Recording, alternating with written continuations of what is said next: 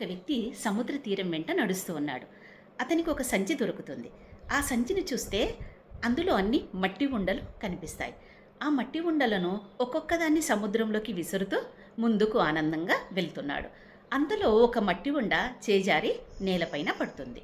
అది పగిలిపోయి రత్నంలా మెరుస్తూ ఉంది. ఆ మెరుపును చూసి అతను ఆశ్చర్యంగా అన్ని మట్టి ఉండలను పగలగొడతాడు. అన్నీ రత్నాలే. ఆశ్చర్యం! అయ్యో! నేను అనవసరంగా 60, 70 రత్నాలను సముద్రం పాలు చేశానే. అవన్నీ ఉండింటే నేను కోటీశ్వరుని అయ్యేవాణ్ణి కదా! గొప్ప వ్యక్తిని అయ్యేవాణ్ణి కదా! అని అతను బాధపడుతూ ఉంటాడు. మనం కూడా అంతే. మన జీవితంలో పైన పైన మట్టినే చూస్తున్నాం. మన లోపల దాగి ఉన్న ప్రతిభను చూడడం లేదు. ఎవరైతే ప్రతిభ అనే రత్నాన్ని వెలికి తీయడానికి సమయాన్ని కేటాయిస్తారో వారే గొప్ప వ్యక్తులుగా ఎదుగుతారు. వారే ఆనందంగా జీవిస్తారు. ఒక సీతాకోచిలక కకూన్ అనే తన గూటి నుంచి బయటికి రావడానికి చాలా కష్టపడుతూ ఉంటుంది. ఒక బాలుడు అది చూసి ఒక సీతాకోచిలక బయటకు రావడానికి ఇంత కష్టపడాలా అని ఆశ్చర్యపోతాడు. ఎలాగైనా దీనికి సహాయం చేయాలని ఆ గూటిని కట్ చేస్తాడు. చిన్నగా కట్ చేసిన వెంటనే అది గూటిలో నుంచి బయటకు పడిపోతుంది, కానీ ఎగరలేకపోతుంది. అది ఎప్పుడు ఎగురుతుందా అని ఆ బాలుడు అలాగే చూస్తూ ఉంటాడు. నిజానికి ఈ సీతాకోచిలక తనంతట తను పోరాడి బయటకు వచ్చినప్పుడే దాని రెక్కలకు బలం వచ్చి అది హాయిగా ఎగరగలుగుతుంది. ఇక ఆ సీతాకోచిలక ఎప్పటికీ ఎగరలేదన్న విషయం ఆ బాలుడికి తెలియదు. మన జీవిత కాలంలో కూడా మనం ఎన్నో కష్టాలు, ఎన్నో నష్టాలు, ఎన్నో బాధలు, ఎంతో దుఃఖాన్ని అనుభవిస్తూ ఉంటాం. అవన్నీ మనకి మానసిక సామర్థ్యాన్ని, శారీరక బలాన్ని అందించి మన జీవిత ఎదుగుదలకి తోడ్పడుతూ ఉంటాయి. ఒక ఊళ్ళో ఒక రైతుకు ఒక గుర్రం ఉంటుంది. ఆ గుర్రం ఒకరోజు పారిపోతుంది. అందరూ అయ్యో దురదృష్టవంతుడు రైతు అంటారు. మరుసటి రోజు ఆ గుర్రం వస్తూ వస్తూ ఇంకో గుర్రాన్ని తీసుకొని వస్తుంది. అందరూ అక్కడ ఉన్న వాళ్ళు రైతు అదృష్టవంతుడని అంటారు. దానిదే ఉందిలే అంటాడు రైతు. అయితే ఆ తర్వాత ఒకరోజు రైతు కొడుకు కొత్త గుర్రాన్ని ఎక్కి స్వారీ చేస్తుంటే కింద పడి కాలిరగొట్టుకుంటాడు. అందరూ అయ్యో రైతు ఎంత దురదృష్టవంతుడు అని అంటారు. ఇంకా ఒకరోజు సైనికాధికారి వచ్చి యువకులందరినీ ఊళ్ళో ఉన్న వాళ్ళను బలవంతంగా సైన్యంలో చేర్చుకుంటూ ఉంటారు. అయితే రైతు కొడుకు ఒక కాలు విరిగినందున వదిలేసి వెళ్ళిపోతారు. రైతు ఎంత అదృష్టవంతుడు అని అంటారు ఊరి వాళ్ళందరూ కూడా. దాందేముందిలే, అంతా మన మంచికే అంటాడు రైతు. జీవితం అంటేనే సమస్యల వలయం. అంతా మన మంచికే అనుకుంటే ఇక చింతే లేదు కదా. అప్పుడు ఒక పక్షి గూడు పెట్టుకోవడానికి, గుడ్లు పెట్టుకోవడానికి క్షేమంగా ఉండే ప్రదేశం కొరకు వెతుకుతూ ఉన్న సందర్భంలో దానికి 2 చెట్లు కనిపిస్తాయి. మొదటి చెట్టు దగ్గరికి వెళ్ళి నాకు గూడు పెట్టుకోవడానికి, గుడ్లు పెట్టుకోవడానికి అవకాశం ఇస్తావా అంటుంది. ఆ చెట్టు నిర్మోహమాటంగా లేదు నేను ఇవ్వను అంటుంది. రెండవ చెట్టు దగ్గరికి వెళ్ళి నాకు గూడు పెట్టుకోవడానికి, గుడ్లు పెట్టుకోవడానికి అవకాశం ఇస్తావా అంటే ఆ చెట్టు సరే అంటుంది. ఆ చెట్టుపై గూడు పెట్టుకుని, గుడ్లు పెట్టుకుని నివసిస్తున్న సందర్భంలో ఒకరోజు పెద్ద గాలివాన వచ్చి మొదటి చెట్టు కూకటి విల్లతో సహా కొట్టుకుని పోవడం చూసి ఈ పక్షి వెటకారంగా నవ్వుతూ ఒకప్పుడు నాకు నీ చెట్టుపై ఆశ్రయం ఇవ్వలే కదా అని అంటుంది. దానికి ఆ చెట్టు నాకు ఈ వర్షాకాలం వరకే నా జీవితకాలం అని తెలుసు, అందుకే నీకు ఆశ్రయం ఇవ్వలేదు అంటుంది. ఆ ఆ పక్షి నిజం తెలుసుకుని ఆ చెట్టుపై గౌరవాన్ని పెంచుకుంటుంది. ఎవరైనా నో, కాదు, కూడదు అన్నప్పుడు దాని వెనక ఉన్న నిజాన్ని తెలుసుకోవాలి. అంతేకాని అది పొగరుబోతుతనము అని అనుకోకూడదు. అకారణంగా వాళ్ళను నిందించకూడదు. అడవిలో హాయిగా పాడుకుంటున్న పక్షి అటుగా వెళ్తున్న రైతుని చూసి ఎక్కడికి వెళ్తున్నావు, నీ డబ్బాలో ఏమున్నాయి అని అడుగుతుంది. ఈ డబ్బాలో పురుగులున్నాయి, ఇవిచ్చి నేను ఈకలు తెచ్చుకుందామని వెళ్తున్నాను అని అంటాడు రైతు. ఓహో అలాగా, నా దగ్గర చాలా ఈకలు ఉన్నాయి, నువ్వు ఆ పురుగులు ఇస్తే నేను ఈకలు ఇస్తాను, మరి పైగా నాకు ఈ పురుగులు ఏరుకుని తినే కష్టం కూడా తప్పుతుంది అంటుంది పక్షి. సరే అని రైతు పురుగులు ఇస్తాడు, పక్షి ఈకలు ఇస్తుంది. ఇక ఆ విధంగా రైతు పురుగులు ఇచ్చినప్పుడల్లా పక్షి తన ఈకలు ఇస్తూనే ఉంటుంది. చివరికి పక్షి ఒంటిపై ఈకలన్నీ అయిపోతాయి. రైతు పురుగులు ఇవ్వడం మానుకుంటాడు. పక్షి అందవిహీనంగా తయారవుతుంది. ఎగరడానికి ఈకలు లేక, ఆహారం సంపాదించుకోలేక చివరికి చనిపోతుంది. చాలామంది డబ్బు సంపాదన కొరకు అక్రమ మార్గాలను ఎంచుకుని అడ్డదారులు తొక్కుతూ చిక్కుల్లో పడి చివరికి పక్షిలా అధోగతి పాలవుతారు. నారదునిలో తనకన్నా గొప్ప భక్తుడు లేదనే అహం పుడుతుంది. అతని మనసు తెలుసుకున్న విష్ణుమూర్తి, నారద, భూలోకం వెళ్ళి అక్కడ ఒక నా భక్తుడు ఉన్నాడు, నీకన్నా గొప్ప భక్తుడు, అతన్ని గమనించిరా అంటాడు. అతని దగ్గరికి వెళ్ళి గమనిస్తే అతను ఉదయం లేచిన వెంటనే పొలం పనులు మొదలుపెట్టే ముందు నామస్మరణ చేసి పొలం పనులు మొదలు పెడతాడు. మళ్ళీ రాత్రి పడుకోబోయే ముందు నామస్మరణ చేసి మళ్ళీ పడుకుంటాడు. ఓసి 2 సార్లకే నాకన్నా గొప్ప భక్తుడా ఇతను అని నారదుడు అనుకుని అదే విషయం విష్ణుమూర్తికి చెప్తాడు. సరేలే, అది ఉండని కానీ నువ్వు ఈ నూనె గిన్నె తీసుకుని వైకుంఠాన్ని చుట్టేసిరా, ఒక్క చుక్క కూడా నేలపై పడకుండా చూసుకో అంటాడు. సరేలే అని వైకుంఠాన్ని చుట్టేసి వస్తాడు. నారద, నువ్వు ఎన్నిసార్లు నామస్మరణ చేశావు వైకుంఠం చుడుతున్నప్పుడు అంటే, లేదు లేదు, నేను నూనె చుక్క పడకుండా ధ్యాసంతా నూనె పైన ఉంచాను, అందుకే నామస్మరణ చేయలేదు అంటాడు. నువ్వు నూనె గిన్నె పట్టుకునే నా నామస్మరణ మర్చావు, అతను కుటుంబ బాధ్యత మోస్తూ వ్యవసాయ పనులు చేస్తూ నా నామస్మరణ చేస్తున్నాడంటే అతను నీకన్నా గొప్ప భక్తుడే కదా అని అంటాడు విష్ణుమూర్తి. ఒక ఒంటరి మహిళ చిలకను కొనుక్కుని వెళ్ళి పంజరంలో ఉంచుతుంది. చిలక మాట్లాడడం లేదని శాపతనికి చెప్తుంది. నువ్వు ఒక అద్దం ఉంచావా, అద్దంలో చూస్తూ చిలక అద్భుతంగా మాట్లాడుతుంది అని అతను అంటాడు. అద్దం ఉంచుతుంది, అయినా కూడా మాట్లాడడం లేదని మళ్ళీ వచ్చి కంప్లైంట్. నువ్వు ఒక నిచ్చెన ఉంచు, నిచ్చెన ఎక్కుతూ దిగుతూ బాగా మాట్లాడుతుంది, నిచ్చెన ఉంచిన కూడా మాట్లాడడం లేదని ఆవిడ మళ్ళీ కంప్లైంట్. నువ్వు ఒక ఊయల ఉంచు, ఊయల ఊగుతూ చిలక బాగా మాట్లాడుతుందంటే ఊయల కొనుక్కుని వెళ్ళి ఉంచుతుంది. మరుసటి రోజు ఏడుస్తూ వస్తుంది ఆవిడ. ఏమైంది అంటే చిలక చచ్చిపోయింది.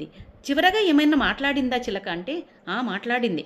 ఈ ఊళ్ళో చిలక తినడానికి ఏమీ అమ్మరా అని కొన ఊపిరి వదిలింది అని అంటుంది ఆవిడ. చూశారా, సార్లు జీవితానికి ఏది అవసరమో అది మర్చిపోయి అవసరం లేని విషయాల పట్ల మొగ్గు చూపిస్తూ ఉంటాం. కుటుంబానికి ఒక మంచి ఇల్లు కావాలి, సోఫా సెట్ కావాలి, సెల్ ఫోన్ కావాలి, కానీ వీటన్నింటికంటే కూడా ప్రేమ, ఆప్యాయత, గౌరవము, మర్యాద ఇవి చాలా అవసరం. ఒక ఏనుగు బ్రిడ్జ్ దాటుతూ ఉండగా ఒక దోమ, లిఫ్ట్ ఇస్తావా, నీకు నేను కావలసినంత కంపెనీ ఇస్తాను అంటుంది. ఏనుగు ఏమీ మాట్లాడలేదు. ఏనుగుపై ఎక్కి కూర్చుని కాస్త ముందుకు వెళ్ళాక, జాగ్రత్త సుమా, ఈ బ్రిడ్జ్ మనిద్దరి బరువు మొయ్యగలదో లేదో అని అంటుంది. అయినా కూడా ఏనుగు ఏమీ మాట్లాడలేదు. చివరగా బ్రిడ్జ్ దాటే సందర్భం లోపల దోమ గర్వంగా, చూసావా నేను నీకు ఈ బ్రిడ్జ్ దాటడానికి ఎంత సహకరించానో అని అంటుంది. అయినా కూడా ఏనుగు నిశ్శబ్దంగా ఉంది. ఏనుగుపై నుంచి ఎగురుతూ, ఇదిగో నా విజిటింగ్ కార్డు, నీకేమన్నా అవసరమైతే నాకు ఫోన్ చెయ్యి అని అంటుంది. మీరు కూడా అద్భుతమైన లక్షణాలున్న ఏనుగు లాంటి వాళ్ళు. అప్పుడప్పుడు మిమ్మల్ని ఇబ్బంది పెట్టడానికి దోమలాంటి వాళ్ళు అవహేళన చేస్తూ, కించపరుస్తూ, మీ ఆనందాన్ని హరింపజేస్తూ ఉంటారు. మీకు మీరే బాస్. దోమలాంటి వాళ్ళని పట్టించుకోవాల్సిన అవసరం లేదు. ముందుకు సాగిపోతూ లక్ష్యాన్ని సాధిస్తూ ఉండాలి. యువకుడు రైతు కూతుర్ని పెళ్లి చేసుకుందామని ఆశపడ్డాడు. రైతు ఒప్పుకుని ఒక పరీక్ష పెడతాడు. బాబు, ఇదిగో ఈ పొలం చివర నువ్వు నిలబడు, నేను అటు నుంచి 3 ఎద్దులను వదులుతాను, నువ్వు ఏ ఎద్దుతోకనైనా పట్టుకుంటే నా కూతురు నీకు ఇచ్చి పెళ్లి చేస్తానని అంటాడు. అతను ఆ పొలం చివర నిలబడతాడు. ఇటు నుంచి రైతు ఒక్కొక్క ఎద్దును వదులుతూ ఉంటాడు. మొదటి ఎద్దు భయంకరంగా రంకెలు వేస్తూ పరిగెత్తుకుని రావడం చూస్తాడు. చూసి భయపడి పక్కకు తప్పుకుని రెండవ ఎద్దును పట్టుకుందాంలే అనుకుంటాడు. ఇక రెండవ ఎద్దు అంతకన్నా భయంకరంగా రంకెలు వేస్తూ రావడం చూసి అది కూడా మూడవ ఎద్దును పట్టుకుందాంలే అని వదిలేస్తాడు. ఇక మూడవ ఎద్దు కొరకు ఎదురు చూస్తుంటాడు. మూడవ ఎద్దు బక్క చిక్కి ఉండడము రావడం చూసి ఈ సులభంగా దీన్ని పట్టుకోవచ్చులే అనుకొని ఎగిరి దానిపైన గంతు వేసి పట్టుకోవడానికి చూస్తాడు. కానీ దానికి తోక ఉండదు. చూసారా, ఎంత ఆశ్చర్యం కదా. మన జీవితం కూడా మనం వచ్చిన అవకాశాన్ని వినియోగించుకోకుండా మరొక దాని కొరకు ఎదురు చూస్తూ ఉండడం వల్ల ఇంకొక అవకాశం వస్తుందో రాదో తెలియదు. వచ్చిన అవకాశాన్ని ఎవరైతే తెలివిగా వినియోగించుకుంటారో వారే తెలివైన వారు, వారే విజేతలు. అడవిలో వెళ్తున్న మనిషి, మా పూర్వీకులు కూడా మీ కోతులే అంటూ ఒక కోతితో స్నేహం చేస్తాడు. అక్కడికి ఒక భయంకరమైన సింహం రావడం చూసి వెంటనే చెట్టుపైకి ఎక్కేస్తారు ఇద్దరు. కాసేపటికి సింహం అక్కడికి వచ్చి, మీలో ఎవరైనా నాకు ఆహారం అయితే మిగతా వాళ్ళను వదిలేస్తాను అంటుంది. లేదు లేదు, మేము కిందికి దిగము అని ఇద్దరు అలాగే చెట్టుపైన కూర్చుంటారు. కాసేపటికి నిద్ర వస్తుంది. నిద్ర వస్తే మనిషి నిద్రపోతూ ఉన్నప్పుడు కోతిని మెలకువతో ఉండమంటాడు. మనిషి నిద్రపోతాడు. తర్వాత నిద్ర లేచిన మనిషి కోతిని నిద్రపోమ్మని చెప్తాడు. నిద్రపోతున్న కోతిని చూసి మనిషికి ఒక దురాలోచన కలుగుతుంది. ఈ కోతిని కిందికి తోసేస్తే ఇక సింహంతో నాకు ప్రాణభయం ఉండదు కదా అని అనుకుని ఇక కోతిని కిందికి తోసేస్తాడు. కోతి వెంటనే కొమ్మను పట్టుకుని పైకి వచ్చి అలాగే పడుకుంటుంది. మళ్ళీ తర్వాత ఉదయం లేచి వెళ్తూ ఇంకెప్పుడు కూడా మీ పూర్వీకులు మా కోతులు అని చెప్పకు, మాకు అవమానంగా ఉంటుంది అని చెప్పేసి కోతి వెళ్ళిపోతుంది.